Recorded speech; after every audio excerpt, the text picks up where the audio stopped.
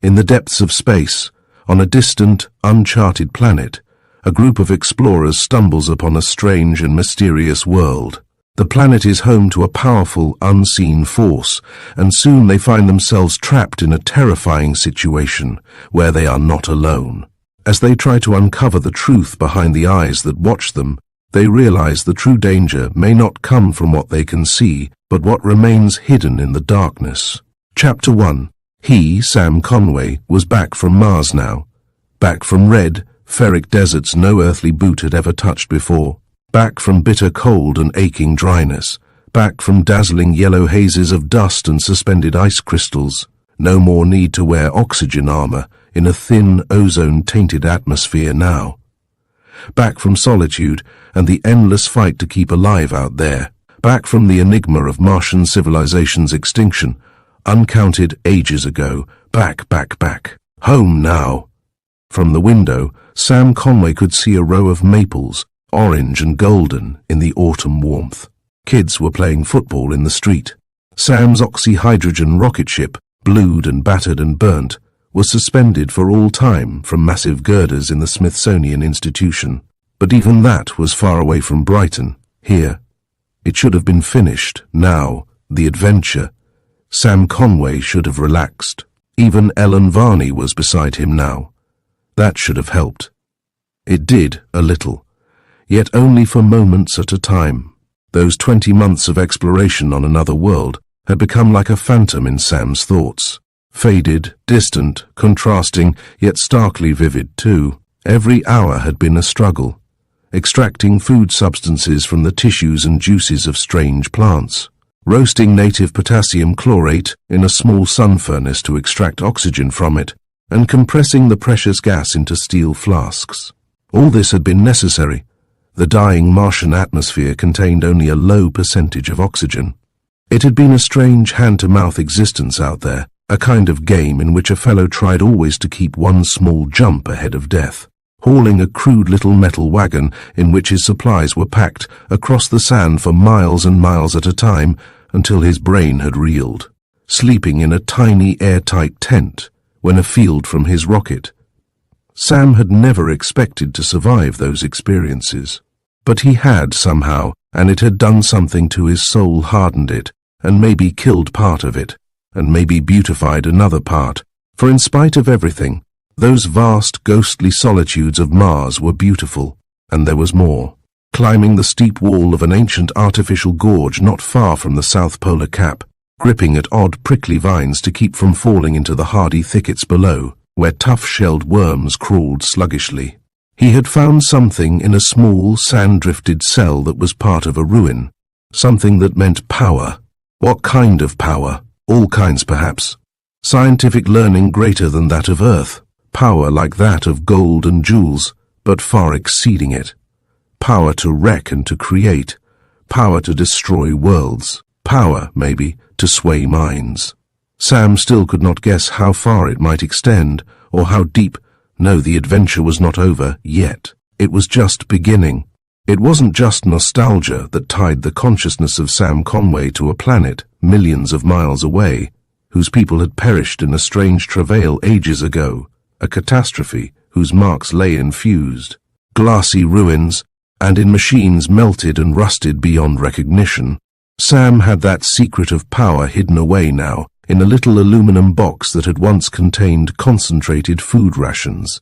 And having that secret, though it thrilled him, still made him wish nervously that he also had eyes in the back of his head. Ellen Varney's slim fingers tightened on his arm. "Sam," she said almost sharply, "you're dreaming again. What is it?" He looked at her almost furtively, conscious of the familiar room around him, the old bookcase, the piano with a shaft of sunlight touching it gently, the radio and television cabinet, the colonial rag rugs, bright-colored and homey. Sam wondered wistfully if sometime soon his power would enable him to preserve in timeless youth the fragile beauty of Ellen Varney, dark wavy hair and an earnest face whose wisdom one could never forget. Maybe now even immortality would be possible. Sam was nervous. Haste and preoccupation pressed him. But he put on a good show for the girl's sake. The lines of worry dissolved around his grey, deep-set eyes. He ran stubby fingers through his stiff mop of ash-blonde hair, and the tightness of his lips and jaw relaxed into a sheepish grin. "Sure I'm dreaming, honey," he chuckled. "What man in my shoes wouldn't? 3 years back I was nobody, working my way as a student engineer. Then Joe Nichols and his experts found out that my reflexes were better than those of anybody they'd tested, and that my brains and my emotional stability were okay. So pretty soon, I was flying out there toward Mars, all for the glory of giving the Joe Nichols food products a publicity splurge. And now, well, don't get the wrong idea of how I feel about it, Ellen. They've made a big shot out of me. The newspapers, the radio, the scientists. I've got a lot to do. You know." Ellen Varney was perhaps sure she did know. She smiled faintly, like the Mona Lisa smiling at the naivete of men and their little boy vanities. But there was a shadow of worry in her eyes, too. "You won't stay here for supper, then, with the folks and me, Sam," she said wistfully, like old times.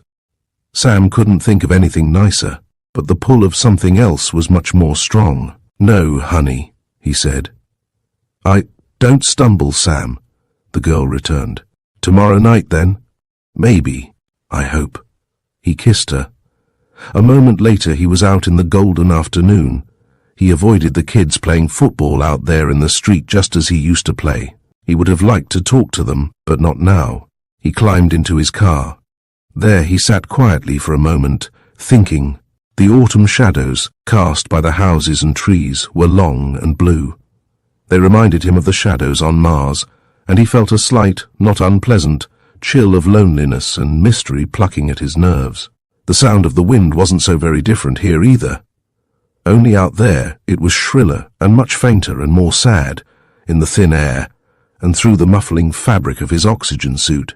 Not so long ago, Sam had seen those Martian winds shredding plumes of rusty red dust from the desert. He'd seen them blow bald masses of dried, prickly vegetation, like tumbleweeds, across the undulating red plain and into the deep machine-dug gorges, all but waterless now, that on Earth were called the canals. He'd seen those dried bundles of weeds collected in rows against the granite masonry of walls that were cold and crumbled in their ancientness, but which looked fused along their low crests like old lava, telling a story of violent and enigmatic calamity. Thus, Sam Conway's reveries became unpleasant once more. He wanted to hurry again. He started the car and drove swiftly out of the village. The tires crunched in dead leaves as he swung into the driveway that led down by the lake. Premonition must have been working in him, accentuating his caution and his haste. There was a fair-sized brick building there, an old garage. He unlocked the heavy door and went inside. The large main room of the structure was to be his laboratory, the office, his living quarters. He surveyed the dingy interior critically. Everything, so far as he could see, was exactly as he had left it, except for a small smear of ash on the floor in the office room. Driveway ash, part of a man's footprint. His own. With the panic of a disturbed miser, Sam Conway thought back carefully. It could be his own footprint, but he couldn't remember, couldn't be sure. His heart began to throb in mounting anxiety at the thought that the lair of his secret might have been entered during his absence. He pulled the shades carefully. Then he clawed his way through the clutter of paraphernalia in the little room, mostly boxes of new laboratory equipment, as yet unpacked, and a few glass jars containing plant samples and specimens of odd Martian fauna souvenirs he hadn't been required to turn over to the scientists. He was sweating profusely from panic when he reached the carefully fitted mopboard in the corner after pulling aside a small desk. He pressed part of the wooden ornamentation, and a section of the mopboard turned on hinges.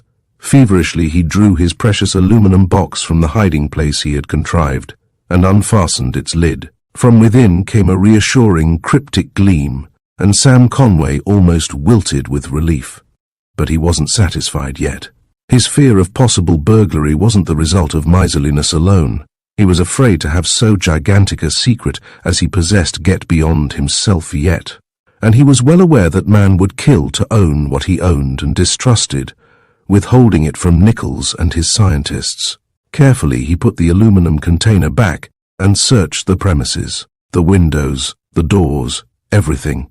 But he found no telltale marks of intrusion. The footprints then, in the office room, must have been his own. But he'd bar the windows tomorrow. He'd put alarms on the entrances, and he'd find a safer place for his aluminum box. Now he prepared to work, getting his notebooks ready, putting a little collapsible table in the center of the office room, securing the heavy wood shutters of the windows, turning on the lights, and taking the aluminum box, which was his storehouse of miracles, once more from hiding. As he sat down at the table, he placed a loaded pistol within easy reach at his elbow. Thus prepared, he lifted his treasure from its homely metal container and set it lovingly before him. A cube, perhaps 4 inches square, like glass, almost crystal in its transparency, except for a dim misting of pearl.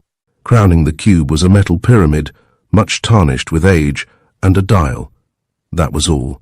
But Sam's gaze was almost gloating, as his mind filled with mighty visions of his own future. He was no different from any other man in this respect, for the touch of power was on him. He turned the dial of the Martian apparatus. Within the cube, spots of fire began to move, around and around a glowing center that was composed of myriad parts. It was all like a 3-dimensional cinema illustrating, in this instance, some mystery of the atom, its revolving planetary electrons, its nucleus of neutrons, positrons, in a strange 8-fingered hand, which left the rest of its eon-dead owner's anatomy unpictured. A metal pointer was lifted, indicating this and that. It was like being in school on old Mars, whose people had been extinct for untold millions of years. Maybe this apparatus, which held, in pictured illustrated form, all the scientific lore of another time and world, had been a kind of school book. Sam didn't understand much of this first lesson yet. There were soft clinking noises, perhaps speech, which accompanied the fading, waxing, moving illustrations. But those music box notes were perhaps forever beyond him, as far as meaning went. The atomic structure views were replaced at last by pictures of machines and apparatus, and that was a little better. Before his eyes, Sam saw complicated pieces of apparatus taken apart and reassembled. He saw complicated processes actually carried out step by step. Sam Conway's concentration was like a frozen hypnosis, and his brain was quick. But in the corners of the room there were faint shadows, and he was conscious of them. Still he took notes, and made drawings feverishly until the strain began to tell. Of course he could always refer back to the machine, repeating the views if necessary. It was a month before he began to build, and then his first effort was only to produce a furnace and an alloy, the latter a product of the former. It was harder and more flexible than any steel yet produced, and it was worth money, providing the means to carry on his study and his work.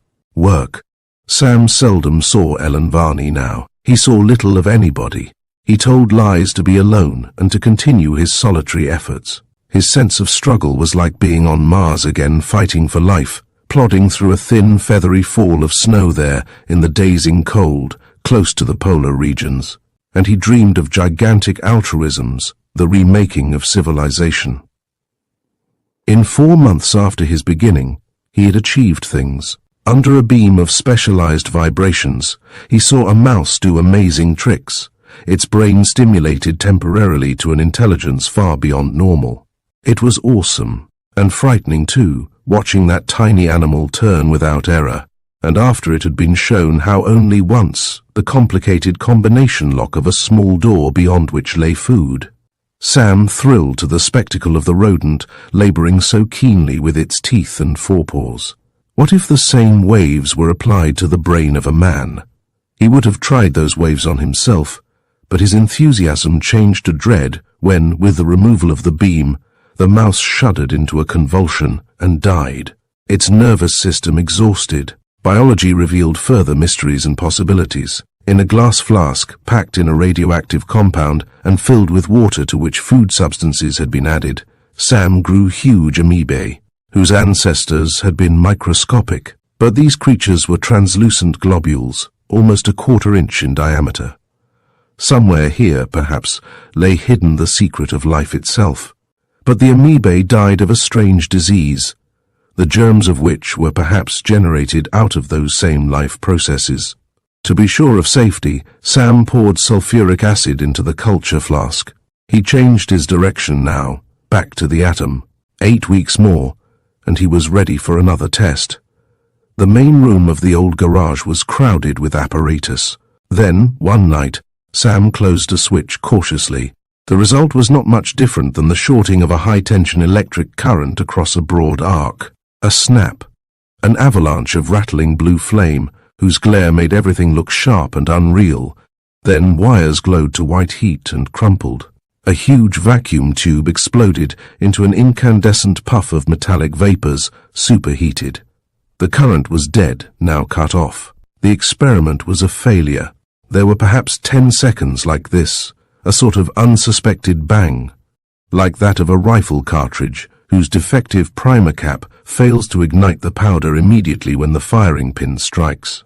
The garage interior was still illuminated, for the lights were on a different circuit. Smoke was blue along the raftered roof, and the red glow had faded from heated metal. Then, at a moment beyond all expectation, a searing glare leaped out from between two close-pressed copper electrodes which had been the center of Sam's experiment. A wave of rays and heat, and stunning electrical emanations. Sam Conway's mind was far too slow for him to grasp just what happened.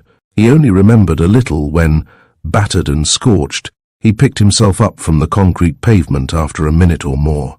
The points of the electrodes were shattered, but they still glared, incandescent, providing the only light now, for the light bulbs were shattered. Staring from aching, ray-reddened eyes, Sam saw only that glow, for he was temporarily all but blinded.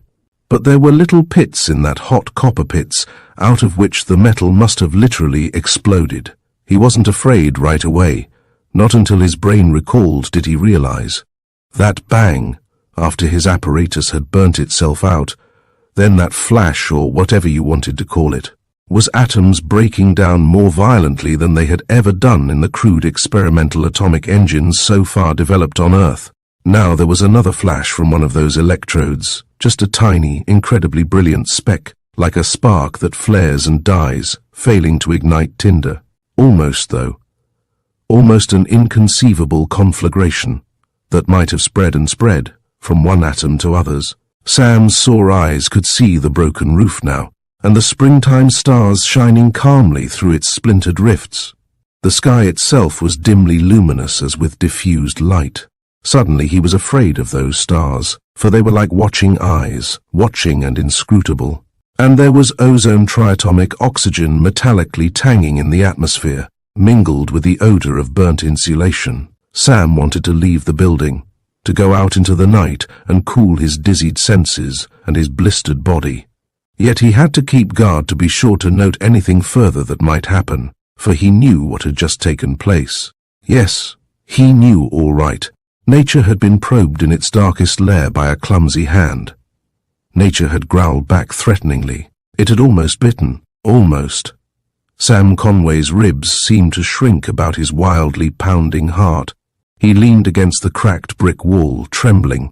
In memory he was on Mars again, seeing those ruined buildings, sheared off, buried by the dust, smelling the metallic reek of ozone that had seeped back through the breath vent of his oxygen helmet. Even as here, now. Ozone built up from the commoner form of oxygen by electrical discharges. And by swift suggestion, Sam's thoughts went beyond Mars itself. Outside of the Martian orbit was the path of minor planets, the asteroids.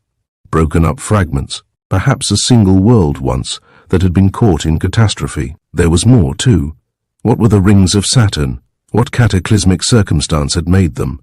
Atlantis and Mu, the lost continents. Why had they sunk beneath the sea, taking with them their splendid civilizations? And there were the novae far out in interstellar space, normal stars suddenly blazing forth in spectacular ruin. Yes, there must be many other inhabited worlds in the universe, other folk, studying, learning to control and curb matter and energy. Sometimes, knowledge must get dangerously ahead of itself, lacking a sound foundation of understanding. And then? There was silence outside the building, so the crunch of hurrying footsteps in the cinders of the driveway penetrated easily to Sam's eardrums and excited nerves. A loud knock sounded at the outside door of Sam's sleeping room. He staggered back from his ruined laboratory. From a small chemical cabinet he procured a flashlight, and he drew the pistol he always carried now from his pocket before he unfastened the heavy bar of the door. It was Ellen Varney out there in the dark. Sam hadn't seen her in almost a week. He had never permitted her to come here when he was busy. To the rear, down the driveway, the headlamps of the girl's car made a white lantern glimmer through the bushes. For one frightening instant, Ellen saw the pistol muzzle leveled toward her before Sam was able to recognize her and lower the weapon, but she didn't ask the reason for the gun at all. "Sam," she stammered, "I couldn't sleep and I heard a funny, sharp explosion. It seemed to be in this direction, and when I looked out of the window I saw a glow in the sky, very faint. But it was in this direction too. I guess I had a hunch, so I drove out here. All the way I could smell ozone in the air. You can hardly see the phosphorescence in the sky from up close at all, but it's right over. What's wrong, Sam? What have you really been doing?" The girl's tense fears, strong enough to make her come here, after midnight, to his laboratory, emphasized Sam's own private anxieties. "I haven't been doing much, honey," he told her hesitantly, and not too convincingly. "You'd better just run along home to bed. Research causes accidents once in a while. I'll get everything straightened out all right." But in the reflected rays of the flashlight, the girl's face and eyes were determined. "I won't go, Sam," she said very definitely, "until I find out that everything is all right. First place, you're hurt, and I'd be stubborn for your sake. But there's more. That glow in the sky, that smell of ozone, not only here but everywhere here. What does it all mean, Sam?" Conway looked nervously toward the heavens. Yes, he could see a halo of light, sure enough. He had thought it was only the diffusion of starshine by the moisture in the atmosphere. Now he knew better. It was a little too bright and too low to be an aurora. It could be like an aurora, of course, something electrical and yet not quite the real, normal thing. The breeze outside bore a slight yet unmistakable pungence of ozone too.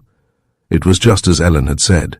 The gas was not only in the lab, it was here too, as though all the atmosphere in the neighborhood had been affected by some electrical process. "Listen," Ellen said suddenly. Sam strained his ears. At first he could detect nothing at all. Then he noticed a dim, lonely humming that seemed to emanate from the ground and from the bricks of the laboratory. The sound seemed to be getting gradually louder. It made Sam shudder with the mystery of hidden things. And he began to feel, too, a sharp ache in his muscles, quite distinct from the soreness of his minor injury. Suspicion grew on him again. Suspicion that his latest experiment had been not entirely without lasting effect. Something had happened. Something had been started after all. Sam grasped Ellen by the arm. "Come inside, Ellen," he said. "I've got to make a few tests." He did this very quickly, working in the beam of his flashlight, which the girl held for him. Meanwhile, he made a complete confession, telling her what he'd found on Mars and what he'd been doing. He found now that he couldn't keep an electroscope charged. This meant that the air was ionized, that it would promptly conduct away any electrical charge that the instrument might hold. And atmospheric ionization meant, or could mean, the presence of radioactivity of atomic disturbances. He tried exposing a bit of photographic film in the dark. In the developing fluids it turned entirely black. There were strong invisible rays then, to affect it, rays coming from the walls, the ground, the very air itself perhaps. Rays probably from bursting atoms. The sound, the humming, must be some incidental phenomenon of their breakdown. Dully Sam felt of the walls. Their temperature was already higher than that of the air, and they vibrated distinctly with that steady hum. Sam's whole body felt hot, as though a strange flame was blazing in his own flesh. He was sure then.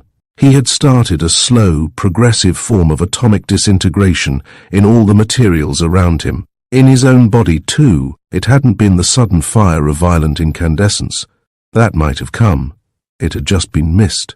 The igniting spark hadn't been quite strong enough. Instead, there was only a sort of smouldering. But, undeniably, atomic power was being released in a deadly and uncontrollable, if gradual, form. The flashlight lay on the table shedding its white beam. Sam saw that Ellen's face was pale and her eyes glassy. Sam had not the faintest idea of what he might do to check what he had started. "Get out of here, Ellen," he growled thickly. "Beat it. I've gone and tried to play God, and now hell's broken loose. Tell everybody to scram away from here." Very unsteadily the girl arose from the chair where she had seated herself. "I don't want to go, Sam," she stammered. "I can't leave you now." He had to stumble forward then to catch her before she fell. Her face was hot and damp with a weird fever. Her body had been affected too, by coming into the zone of influence. Sam Conway winced with an awful anguish as he picked Ellen up and tried to carry her toward the open door and the safer night air outside. It was only then that he realized how weak and sick he was himself. Strange rays were tearing at his nerves and brain.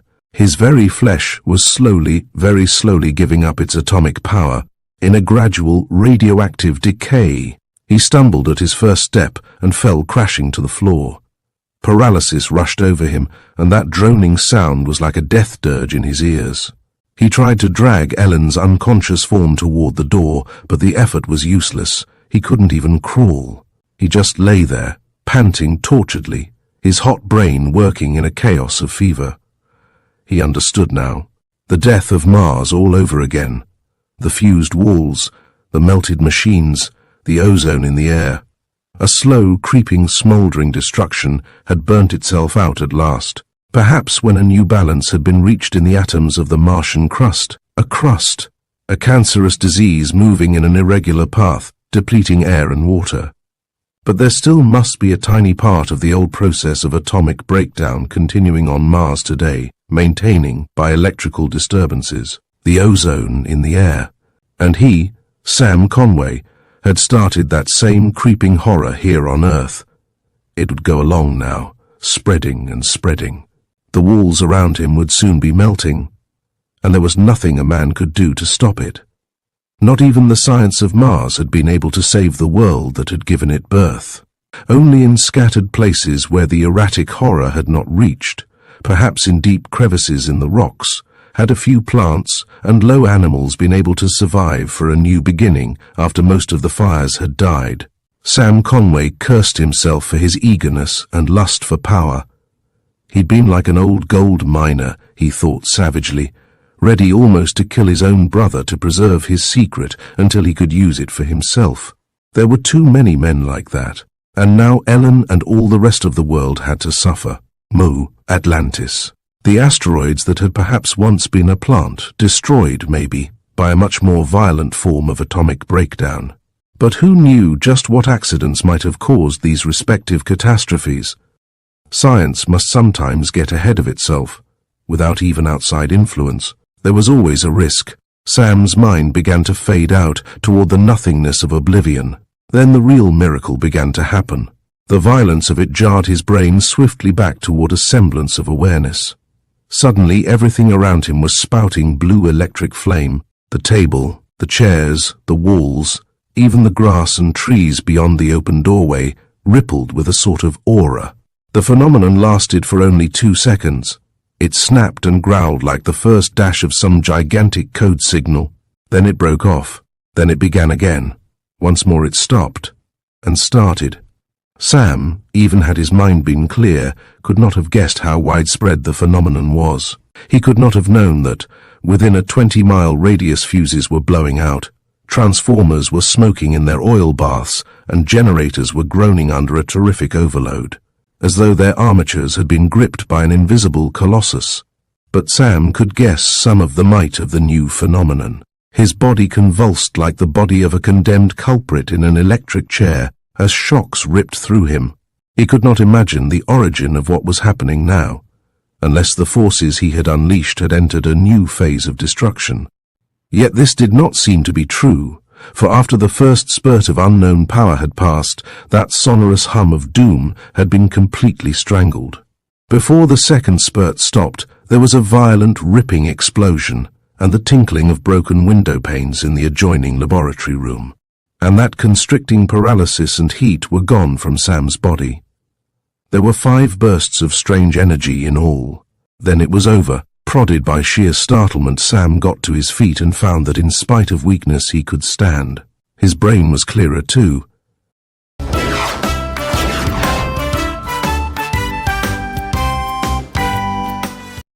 Ellen Varney, unconscious before, was trying to rise. He helped her up and supported her against him. They stared out of the doorway at the sky. The auroral glow was gone, but they saw, for just an instant, a huge phosphorescent shape, hanging high against the stars. It was a little like a colossal image of a man, but it couldn't have been solid.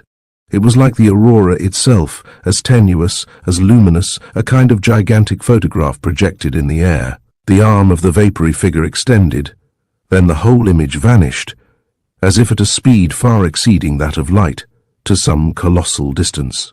Sam didn't even speak of the being right away. He helped the girl out of the building into the open. "Wait here for a few seconds, Ellen," he said in a tone that trembled with awe. Then he stumbled back into the old garage. All electrical devices were dead, even his flashlight. He had to find his way to the laboratory by burning matches. Every bit of apparatus was in fused ruins now, faintly reddened with heat. But there was no ominous hum in the hot, black stillness. Something deadly had been burned out of diseased substances by counterfire. Even Sam's own flesh had submitted to a curative force. He found his way to one corner of the room, where, beneath a heavy block of concrete, he had prepared a new hiding place for his aluminum box and the Martian demonstration apparatus it contained. Tugging the block of concrete free, he looked below it, lighting another match. Somehow the lid of the box had been blown off. Within, the Martian machine was the same as before, except that the crystal cube was no longer clear. Instead, it was blackened all the way through, like a black diamond, and there were cracks in it that destroyed its usefulness forever. It too had been touched by those counter waves of energy. Touching the cube with his fingers, Sam found that it was hot. He left the thing in its hole and returned to Ellen, his mind full of colossal realizations. The girl's voice quavered with awe as she spoke there under the quiet stars. "We had help, didn't we, Sam?" she stammered, remembering the cloud in the sky, and what Sam had told her about his work. Somebody from another world. But who? Where? "I don't know, honey," Sam answered raggedly. "It wasn't Martian help. As far as I know, all Martians are dead. Besides, I've seen their bones. Man-like, but very slender. The being pictured in the sky was heavily built." Sam nodded significantly toward the sky. "Lots of planets up there," he continued, "in other solar systems.